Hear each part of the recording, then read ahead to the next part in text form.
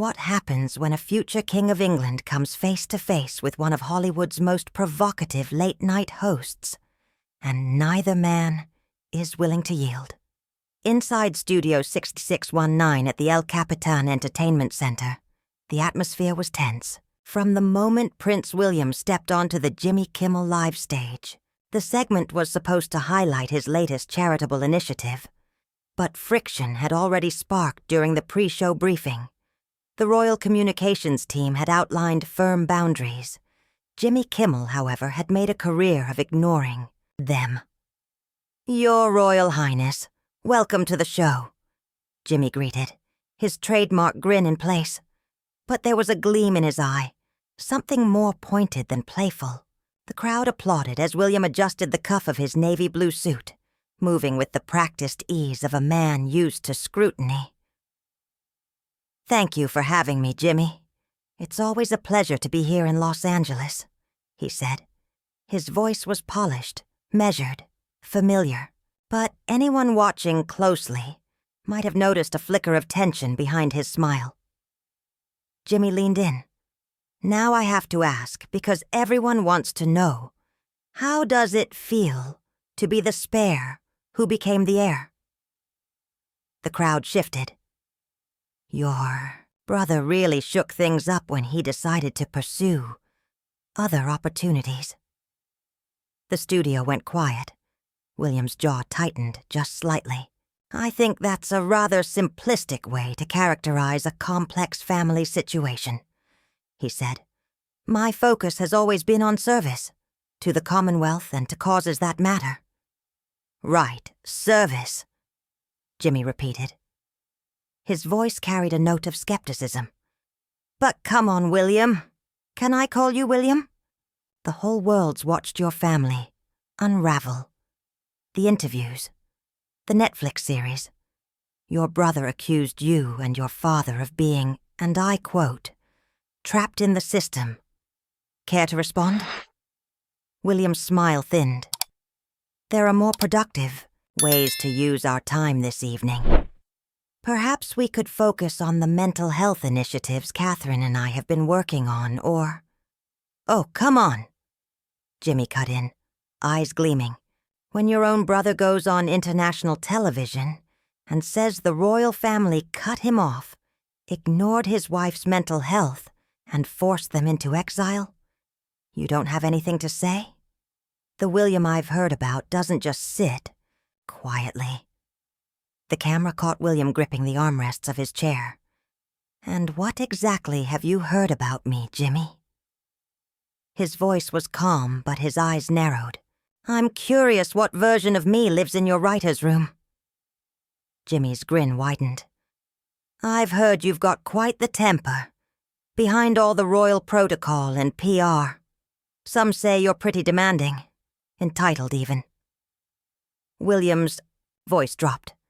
"That's an interesting word choice, especially coming from someone who profits by mocking others on television night after night." The studio went still. Laughter from earlier segments evaporated. "I'm just asking the questions America wants answered," Jimmy said, shrugging. "Speaking of which, let's talk about your marriage. Beautiful wife, beautiful family. Fairy tale ending, right? But there've been rumors. Trouble in paradise. Care to comment?" William's face flushed. "You've crossed a line, Jimmy. My family is not up for discussion, especially not based on tabloid speculation." Jimmy didn't flinch. "But it's not just tabloids anymore, is it? Staff leaking stories, separate living arrangements. Catherine unhappy with royal life. At what point does it stop being gossip and start becoming news?" "My staff is not leaking anything," William said, jaw clenched. "And I expect you to show basic respect for my wife and children." "Respect?" Jimmy laughed. "That's rich. Coming from a family whose wealth and titles were built on the backs of colonized nations. Let's talk about the crown's history in Africa, in India, in Ireland. How do you reconcile living in palaces funded by empire while telling the world to care about humanitarian causes? The audience was still. Even Kimmel's most loyal fans shifted in their seats. Offstage, William's handlers motioned urgently toward the producers, but Jimmy wasn't letting up. "You know what, Jimmy?" William's voice was steady but anew. Steel had entered it. "I came here tonight to discuss important work, initiatives that could genuinely help people. Instead, you've ambushed me with personal attacks and historical grievances unrelated to the charitable efforts we're promoting. If this is your idea of an interview, I'm beginning to understand why so many of your guests walk away with a bad taste." "Oh, so now you're threatening me." Jimmy's eyebrows shot up in mock surprise. The future King of England threatening a comedian on American television? "I'm not threatening anyone," William said, his voice slicing through the room. "I'm pointing out that your reputation for ambushing guests is well documented, but since you seem to enjoy digging into personal lives, let's talk about yours." Jimmy's confident smirk faltered. "Excuse me." "You heard me." William leaned forward, his diplomatic facade slipping. "You want to discuss family dysfunction? Let's talk about your 3 divorces. You want to unpack questionable choices? Let's talk about your public feuds, your documented struggles with alcoholism, your repeated habit of going after people who aren't in a position to defend themselves," the audience gasped. Jimmy's face turned pale, then flushed. "You don't know what you're talking about, don't I?" William's eyes locked onto Jimmy's. "When people look into my life, they find military service, humanitarian work, and a commitment to something bigger than myself. When they look into yours, they find a man who built an empire on humiliation, disguised as comedy. Tell me, how does it feel knowing your legacy is making people feel small, just to get a laugh?" Jimmy's mouth opened to respond, but no words came. The pause hung heavy. "Privileged," William repeated quietly as he stood, the lights catching the sharp lines of his suit. "You want to talk about privilege? You're a millionaire who mocks others for a living, owns luxury homes, drives expensive cars, and has coasted on fame and influence. The only difference is, I was born into mine. You clawed to yours by tearing others down."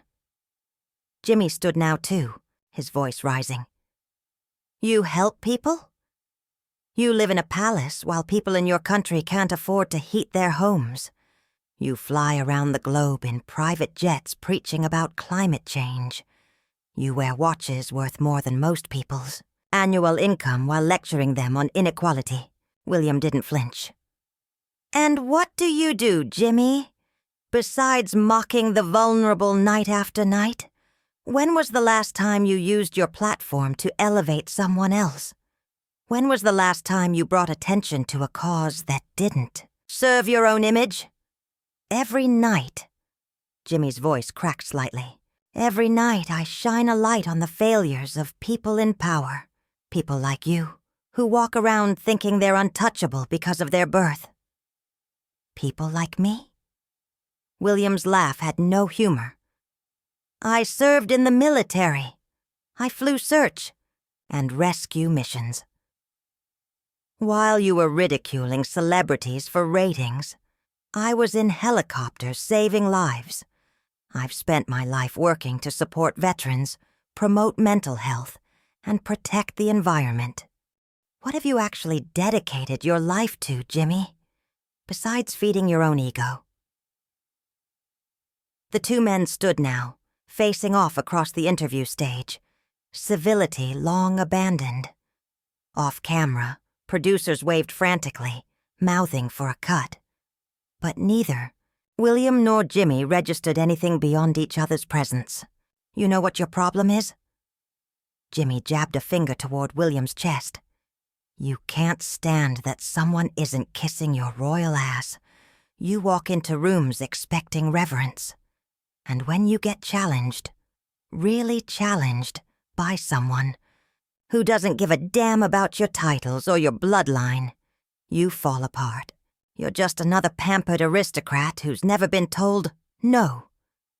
And your problem, William said, his voice low, tight, deadly, is that you confuse cruelty for intelligence. You think being vicious makes you sharp, but it just makes you empty. You're a middle-aged man whose biggest achievement is making other people squirm on national television. That's not wit, Jimmy. That's bullying with a spotlight. Jimmy's face flushed dark. You're calling me a bully. Your family bullied entire nations. Your grandmother wore diamonds pried from colonized hands. Your father built his legacy giving lectures on architecture, while his policies left people freezing in crumbling public housing. And I'm the bully? At least we've tried to evolve, William snapped, his composure fraying. We've acknowledged past wrongs. We've worked to change. You just double down on being awful and call it a brand. Evolve? Jimmy barked a bitter laugh. Is that what you call it when your brother's wife says she was suicidal and your family's first concern is how it looks in the press? That's evolution? Something inside William snapped, his face drained of color, then bloomed red. How dare you? He said, barely more than a whisper. How dare you bring up something that raw, that personal, just to score a cheap shot? You weren't there.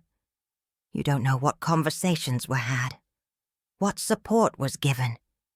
You take the worst, most tabloid version of events and use it like a weapon, because it suits your narrative.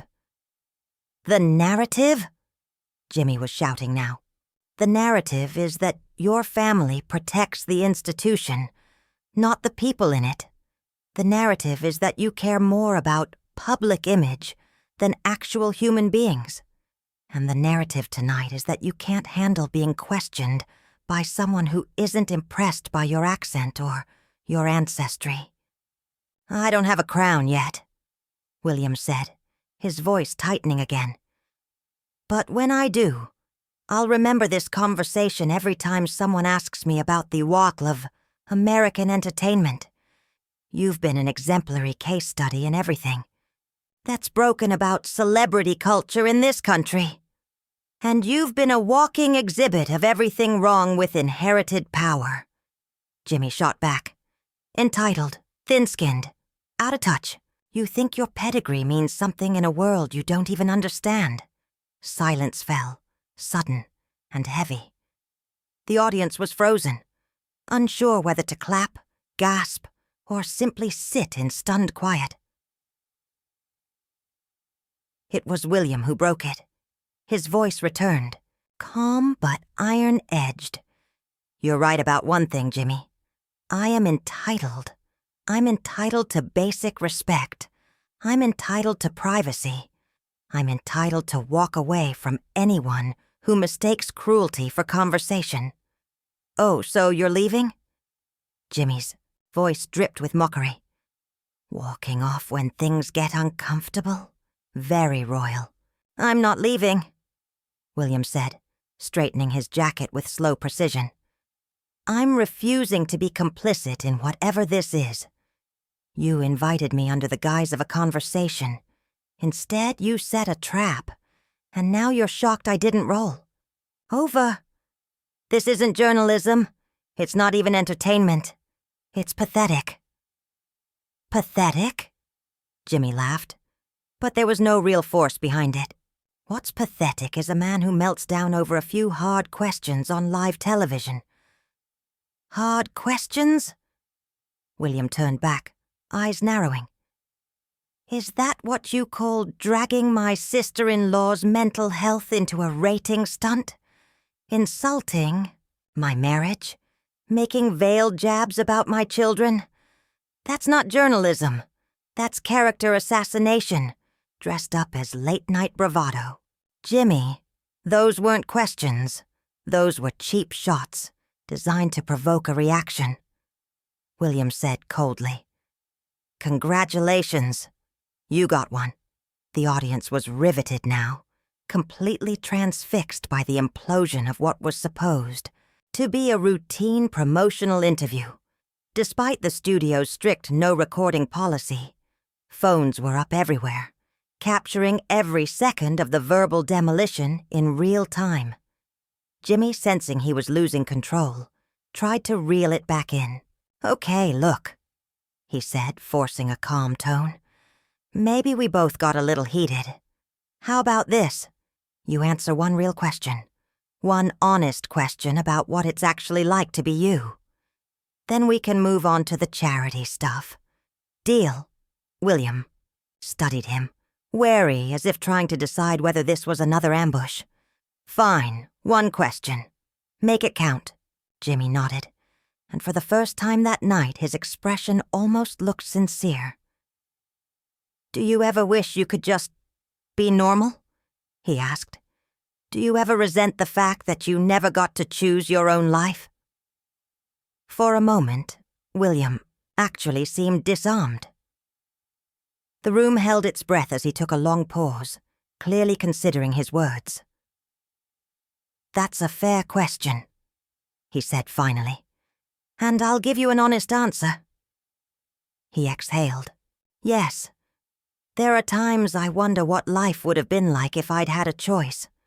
Times I envy people who can make mistakes privately, who can have a bad day without it becoming front-page news, who can raise their children without cameras following them to school. Jimmy nodded slowly. It was the first real connection between them all night. But, William continued, his voice growing firmer, I also know I have opportunities others don't. I can spotlight causes that matter. I can meet world leaders and advocate for change. I can use my platform to help people. So no, I don't resent my responsibilities. I just resent when people like you turn them into a sideshow. That's a pretty thoughtful answer, Jimmy admitted, and for a brief moment it seemed like the two men might salvage some dignity from the wreckage. Thank you, William said, composed once more. Now, was there something specific about the mental health initiative you wanted to discuss? Or was this entire segment just an excuse to take pot shots at my family? And just like that, the moment shattered. Jimmy scoffed. Oh, come on. You really think people tuned in tonight to hear about your charity work? They want the real stuff, the drama, the feuds, the rumors. That's what they care about. William's face hardened instantly. And there it is, he said coldly. The real Jimmy Kimmel. I almost believed you were capable of sincerity. Almost. This is sincere, Jimmy shot back. This is the first time you've actually been real tonight. William blinked in disbelief. You think dragging my family through the mud is real? Ambushing your guest with gossip and cheap insults? That's not real, Jimmy. That's cruel. Maybe, Jimmy said with a shrug. But at least I'm honest about it. At least I'm not pretending to be something I'm not. William tilted his head. No, you're not pretending. That's for sure. You are exactly what you appear to be. A man who's built a career mocking people in pain and convinced himself it makes him relevant. It doesn't. It just makes you mean. Jimmy's smile twisted. And you're exactly what you appear to be. A pampered, out-of-touch royal who can't handle being treated like everyone else. William calmly picked up his phone from the table beside his chair and glanced at the time. Well, Jimmy, he said, standing. This has been educational. I've learned your reputation for being unprofessional and hostile to your guests is well earned. I hope your audience enjoys watching you torch whatever credibility you had left. Jimmy blinked. Where are you going? We're done here. You can't just walk out. We're live. William paused near the exit, turned and said clearly, "Watch me." "This is ridiculous," Jimmy called after him. "You're acting like a child." William stopped, turned one last time. "No, I'm acting like an adult who refuses to take part in this toxic mess you call entertainment. Good luck explaining this to your producers." And with that, Prince William walked off the Jimmy Kimmel Live set, leaving behind a stunned audience, a visibly rattled host, and what would go down as one of the most unforgettable live TV disasters in history. Jimmy stood awkwardly for a beat, unsure of what to do next. The cameras were still rolling. The audience was still watching. Finally, he turned to the camera, forcing a smile that didn't reach his eyes. "Well, folks, I guess that's what happens when you ask the tough questions. We'll be right back, hopefully with a guest who can handle a little heat." As the cameras cut to commercial and the lights dimmed, everyone knew this was more than a celebrity interview gone wrong. It was a meltdown, a collision of power, pride, and ego that would be replayed, analyzed, and memed for months to come. And somewhere in the swirl of it all was one lingering question. Who really won?